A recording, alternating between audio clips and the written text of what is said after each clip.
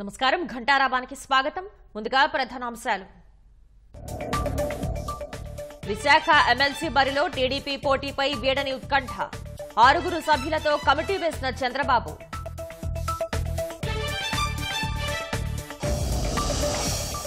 పెట్టుబడిదారులకు ఏపీ స్వర్గధామమన్న మంత్రి టీజీ భారత్. పరిశ్రమలు పెట్టేవారికి పూర్తి సహకారం అందిస్తామని వెల్లడి. భార్య కుమార్తెపై దాడికి దువ్వాడ శ్రీనివాస్ యత్నం. అసభ్య పదజాలంతో దూషణ, అడ్డుకున్న పోలీసులు.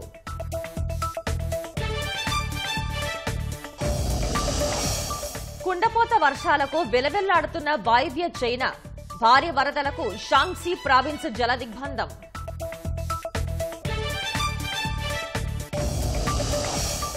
బ్రెజిల్లో కుప్పకూలిన విమానం. దుర్ఘటనలో 61 మంది మృతి.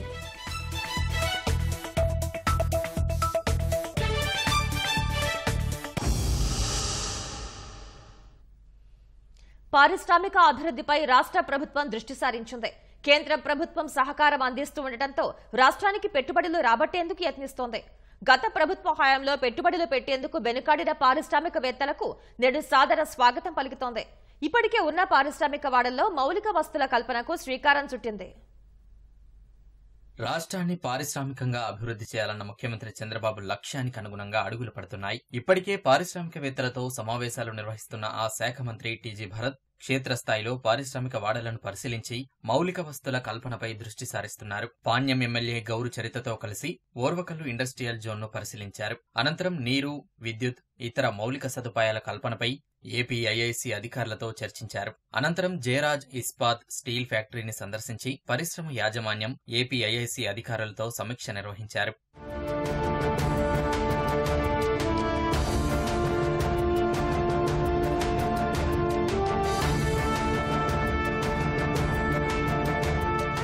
చంద్రబాబు సీఎం అవ్వడంతో ఇతర రాష్ట్రాలకు వెళ్లిపోయిన పరిశ్రమలు మళ్లీ ఏపీలో పెట్టుబడులు పెట్టేందుకు ఆసక్తిగా ఉన్నాయని భరత్ తెలిపారు. 5 ఏళ్ల వైసీపీ పాలనలో విధ్వంసం తప్ప రాష్ట్రానికి జరిగిందేమీ లేదన్నారు. కూటమి ప్రభుత్వం అభివృద్ధి మంత్రంగా ముందుకు సాగుతుందన్నారు.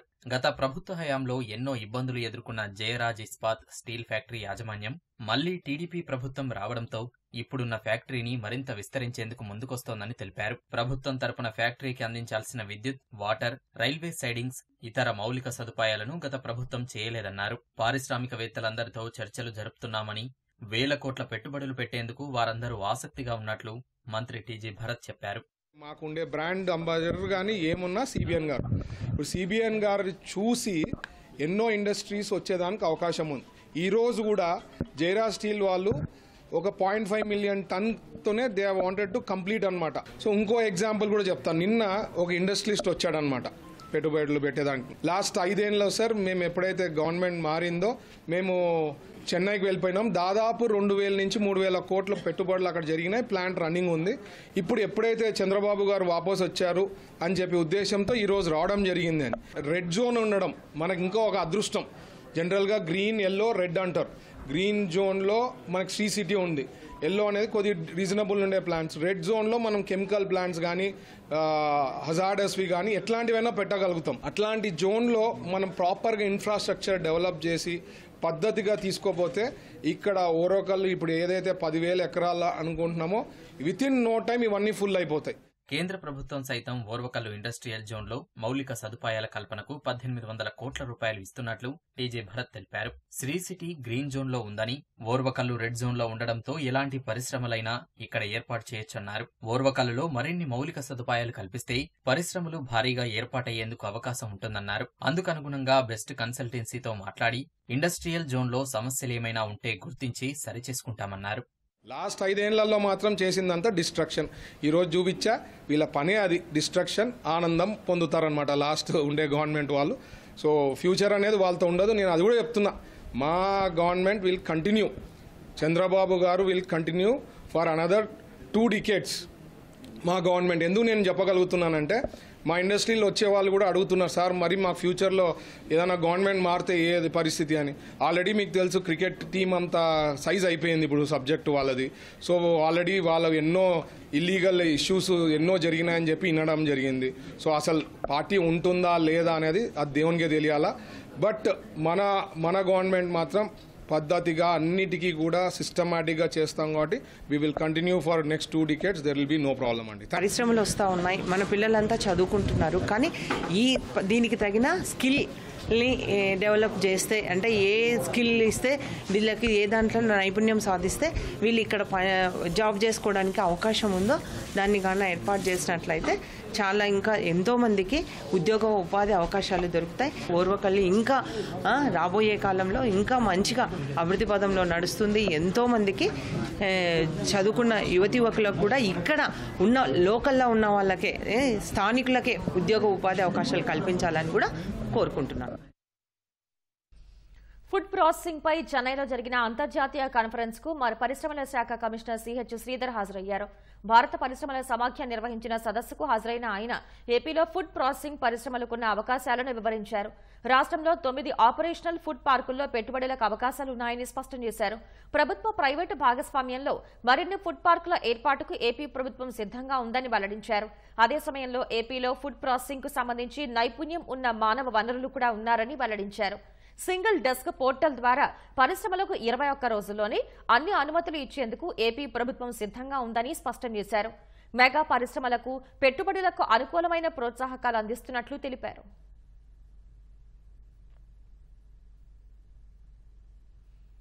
ఉమ్మడి విశాఖ జిల్లాకు సంబంధించిన స్థానిక సంస్థల కోటాలో ఖాళీగా ఉన్న ఎమ్మెల్సీ స్థానానికి జరగనున్న ఉప ఎన్నికల్లో అధికార తెలుగుదేశం పార్టీ పోటీ చేస్తుందా, అభ్యర్థి ఎవరు అన్న విషయాల్లో సందిగ్ధత కొనసాగుతోంది.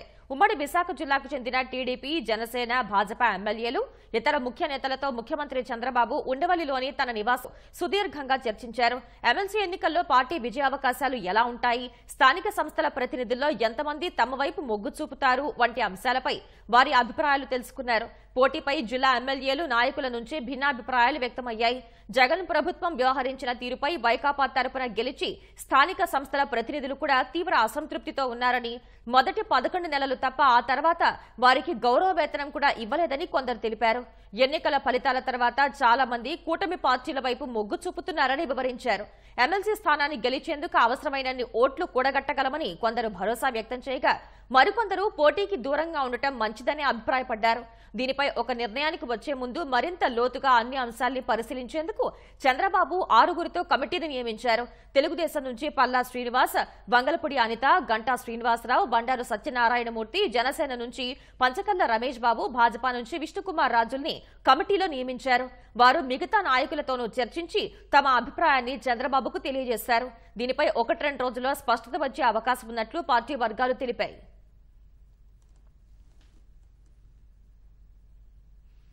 వైఎస్ఆర్ జిల్లా ప్రొద్దుటూరు రైల్వే స్టేషన్లో ధర్మవరం, మచిలీపట్నం వెళ్లే రైలుకు ప్రమాదం తప్పింది. రైలు చక్రాల కింద నుంచి ఉన్నట్టుండి పొగలు రావడంతో ప్రయాణికులు భయాందోళన చెందారు. అప్రమత్తమైన రైల్వే అధికారులు రైలు నిలిపివేసి ప్రయాణికుల్ని కిందకు దించేశారు. ఎవరికీ ఎటువంటి ప్రమాదం జరగలేదని, ప్రయాణికులందరూ సురక్షితంగా ఉన్నారని రైల్వే అధికారులు తెలిపారు. సుమారు అరగంట పాటు ప్రొద్దుటూరు రైల్వే స్టేషన్లో రైలును నిలిపి సమస్యను పరిష్కరించామన్నారు. యథావిధిగా ప్రొద్దుటూరు నుంచి మచిలీపట్నంకు రైలు బయలుదేరి వెళ్లిందన్నారు.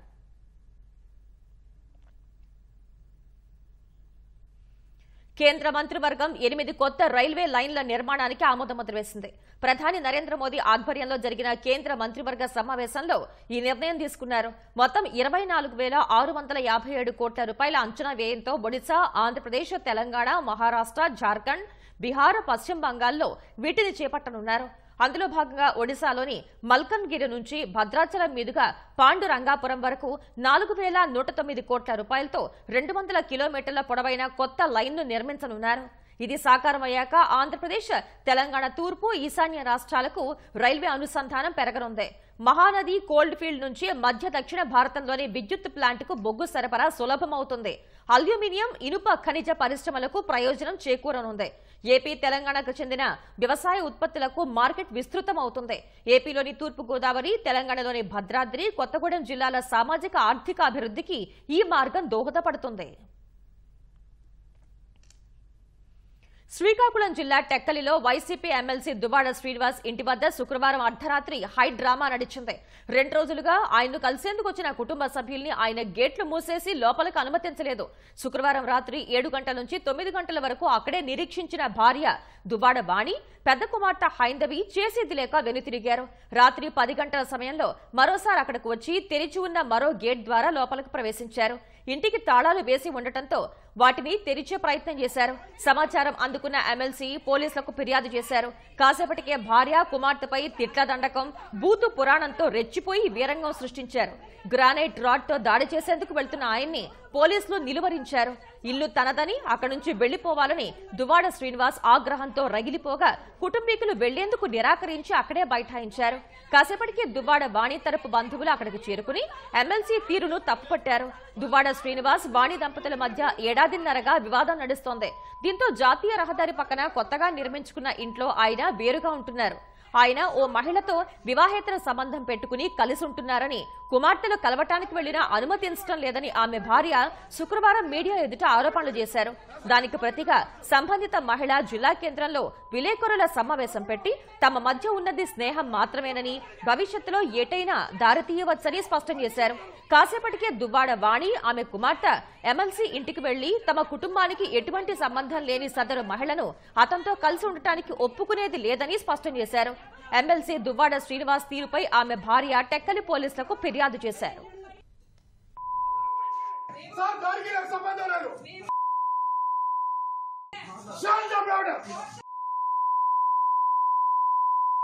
ఆల్రెడీ నోటీస్ ఇచ్చేవాడు, కంప్లైంట్ ఇచ్చారు, పంపించండి, దాన్ని పంపించండి, దశగా పంపించండి. ఫస్ట్ ఎవరు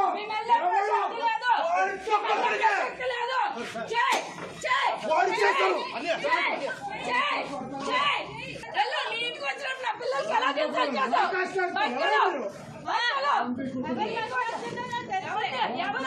ఎవరు మోసం చేస్తున్నారు అందరికీ తెలుసు. బయటికి నువ్వు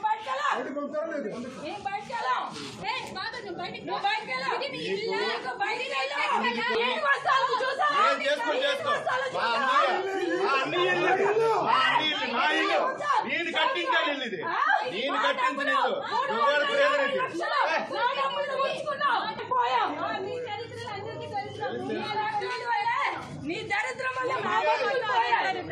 గంజాయి డ్రగ్స్ నిర్మూలనకు కూటమి ప్రభుత్వం సిద్ధమైంది. ఎన్నికల్లో ఇచ్చిన హామీ మేరకు 100 రోజుల్లోగా ప్రత్యేక వ్యవస్థను ఏర్పాటు చేయబోతోంది.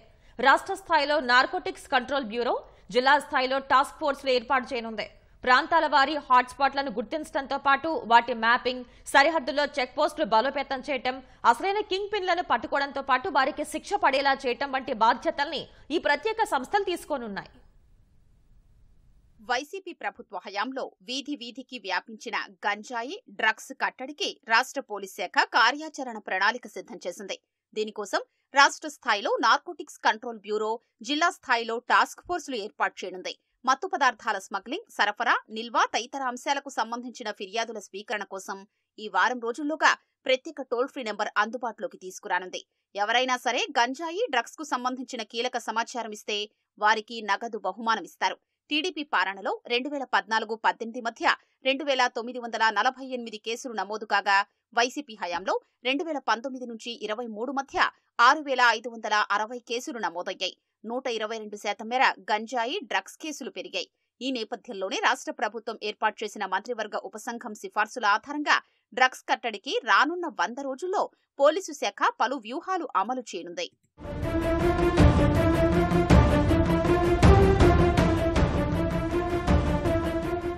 దీని ద్వారా గంజాయి సాగు, సరఫరా, నిల్వ, వినియోగానికి సంబంధించిన కీలక హాట్స్పాట్లను జిల్లాల వారీగా మ్యాపింగ్ చేయనున్నారు.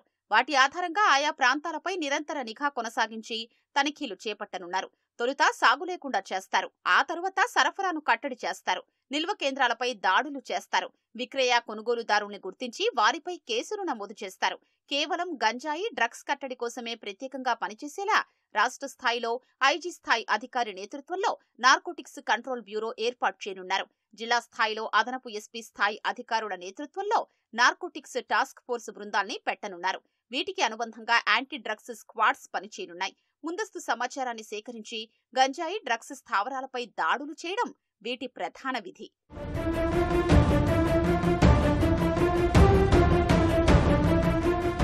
ఇప్పటి వరకు నమోదు చేస్తున్న గంజాయి డ్రగ్స్ కేసుల్లో ఎక్కువ శాతం కొరియర్లను నిందితులు చేరుస్తున్నారు. దీంతో అమాయక గిరిజనులే బలైపోతున్నారు. అసలు కింగ్ పిన్లను పట్టుకునేలా దర్యాప్తు సాగించట్లేదు. ఇకపై ప్రతి కేసులో పట్టుబడ్డ వారిని వెనక నుంచి నడిపిస్తోంది ఎవరు, వారి వెనుక ఉన్నది ఎవరు అనే లింక్ వెలుగుతీసి దాడులు చేపట్టనున్నారు. వారి ఆస్తుల్ని జప్తు చేయనున్నారు. ప్రస్తుతం ఏఓబీ నుంచే కాకుండా ఒడిశా రాష్ట్రం నుంచి పెద్ద ఎత్తున గంజాయి ఏపీలోకొస్తోంది. దీన్ని కట్టడి చేసేందుకు సరిహద్దు చెక్ పోస్టులను బలోపేతం చేయనున్నారు. Facial recognition, automatic number detection వ్యవస్థలతో కూడిన సీసీ కెమెరాలు ఏర్పాటు చేస్తారు. గంజాయి డ్రగ్స్ స్మగ్లర్లు, సరఫరాదారులు, కింగ్ పిన్లకు శిక్షలు పడేలా చెయ్యాలంటే కేసు నమోదు నుంచి సాంకేతిక ఆధారాల సమర్పణ వరకు ప్రతి దశలోనూ ఆయా చట్టాలపై సిబ్బందికి సమగ్ర అవగాహన ఉండాలి. దీనికోసం ప్రత్యేక శిక్షణా కార్యక్రమాలు నిర్వహించనున్నారు.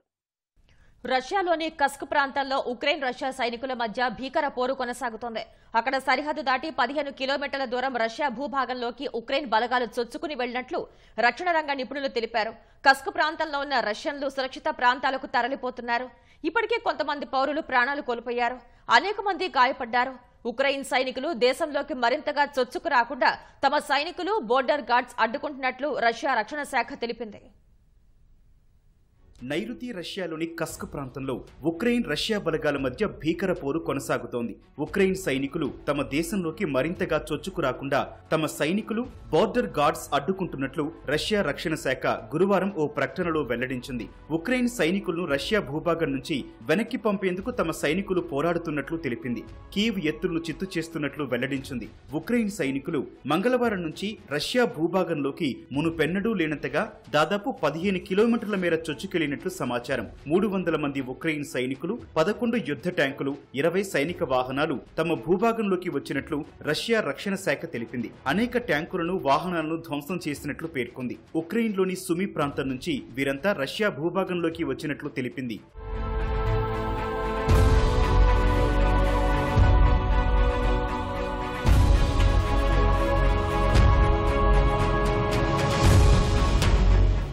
రష్యా భూభాగంలోకి చొరబడటంపై ఉక్రెయిన్ మాత్రం అధికారికంగా స్పందించలేదు. అయితే రష్యా తమ దేశానికి యుద్ధాన్ని తెచ్చిందని, మాస్కో చేసిన తప్పు వారు తెలుసుకునేలా చేస్తామని ఉక్రెయిన్ అధ్యక్షుడు జెలెన్స్కీ వ్యాఖ్యానించారు. తమ లక్ష్యాలను ఎలా సాధించుకోవాలో ఉక్రెయిన్ వాసులకు తెలుసని అన్నారు. నైరుతి రష్యాలోని కస్క్ ప్రాంతంలో అనేక చోట్ల ఉక్రెయిన్ బలగాలు దూసుకెళ్లినట్లు సైనిక నిపుణులు తెలిపారు. కస్క్ ప్రాంతంలో ఇప్పటికే 5 పౌరులు ప్రాణాలు కోల్పోయారని, 66 మంది గాయపడ్డారని రష్యా తెలిపింది. 100 మందికి పైగా ఉక్రెయిన్ సైనికులను మట్టుబెట్టామని, 200 మందికి పైగా గాయపరిచామని పుతిన్ కు రష్యా సైనిక అధికారులు వివరించారు. రష్యాలో కస్క్ ప్రాంతానికి ఉక్రెయిన్తో 245 కిలోమీటర్ల మేర సరిహద్దు ఉంది.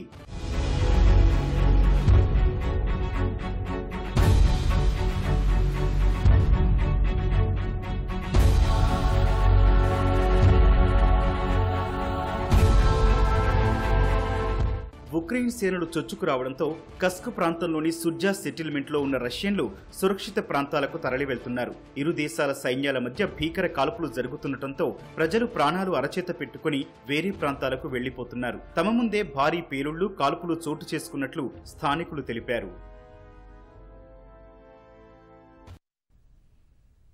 బ్రెజిల్లో ఘోర విషాదం చోటు చేసుకుంది. 61 మంది ప్రయాణికులతో వెళ్తున్న విమానం కుప్పకూలటంతో అందరూ చనిపోయారు.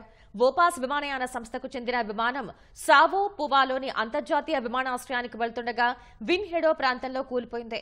విమానంలోని మొత్తం 61 మంది మరణించినట్లు వోపాస్ సంస్థ ధృవీకరించింది. విమానం ప్రధాన భాగం అగ్నికీళ్లలో చిక్కుకున్న దృశ్యాలు అక్కడి స్థానిక మీడియా ప్రసారం చేసింది. ఆ ప్రాంతంలో దట్టంగా పొగ అలుముకుంది. వెంటనే సంఘటనా స్థలానికి చేరుకున్న పోలీసులు, సహాయ సిబ్బంది బృందాలు రెస్క్యూ ఆపరేషన్ కొనసాగిస్తున్నాయి. ప్రమాదంపై బ్రెజిల్ అధ్యక్షుడు లూయిజ్ లులా డసిల్వా ఆరా తీశారు.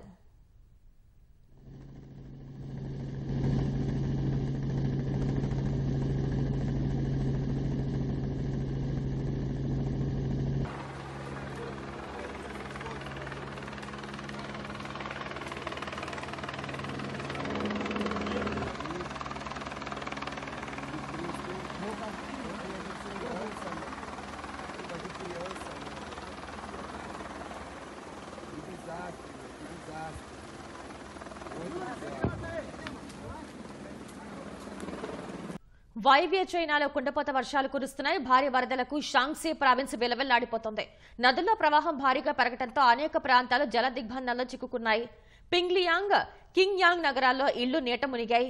రోడ్లపై వరద ప్రవహిస్తూ ఉండటంతో రాకపోకలకు అంతరాయంగా మారింది. రికార్డ్ స్థాయిలో వర్షాలు పడుతున్నాయని అధికారులు తెలిపారు. జిజో, సూడ్, మిజో కౌంటీల్లో 2400 మందిని సురక్షిత ప్రాంతాలకు తరలించారు. వరద ప్రభావిత ప్రాంతాల్లో సహాయక చర్యలు ముమ్మరంగా చేపడుతున్నట్లు చైనా అధికారులు తెలిపారు. తిరుమలలో వైభవంగా గరుడ పంచమి సేవ నిర్వహించింది. సర్వాలంక భూషితుడైన మలయప్ప స్వామి గరుత్మంతునిపై తిరువీధుల్లో ఊరేగుతూ భక్తులకు అభయప్రదానం చేశారు. పంచమి వాహన సేవను తిలకించేందుకు పెద్ద ఎత్తున భక్తులు తరలివచ్చారు. వాహన సేవలో పాల్గొన్న భక్తులు స్వామివారికి కర్పూర హారతులు, నైవేద్యాలు సమర్పించారు. వాహన సేవలో జస్టిస్ శ్యామ్ సుందర్ దంపతులు పాల్గొన్నారు. గోవింద నామస్మరణలతో శ్రీవారి మాడవీధులు మార్మోగాయి.